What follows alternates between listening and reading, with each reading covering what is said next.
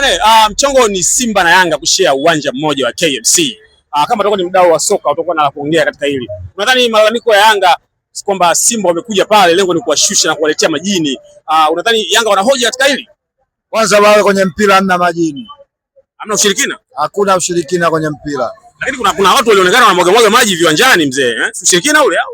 Maji ya baba hata watu wanamwagilia bwana. Kuna nyasi mle zimepandwa za bandia mzee wa kazi. Nyasi zile zimepandwa na nyasi za yake kumwagiliwa mzee wa kazi au? Lakini kwa wakati maalum, lakini alikuwa anamwagilia wakati watu wanataka kucheza mpira. Huo uoga wao tu mjomba. Wewe uamini katika ushirikina kwenye mpira? Siamini kwenye ushirikina. Sio mpira tu, ushirikina bwana. Mimi imani ya ushirikina sina mjomba. Okay, Simba kutoka Isamuhyo kuja katika uwanja wa KMC ambapo uwanja ambao Yanga wanautumia. Unadhani maoni yako ni yapi katika hili? Yaani hapo mimi maoni yangu kwanza mimi naona bora alipotoka kule Isamuhyo kwa sababu ule uwanja wa jeshi.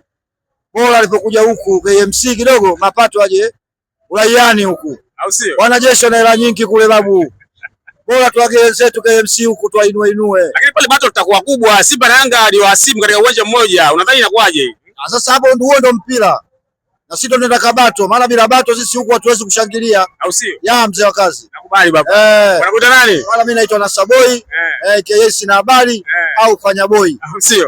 Nitatumia jina la Fanya Boy. Fanya Boy, Mafanya Boy. Bana fresh mwanangu.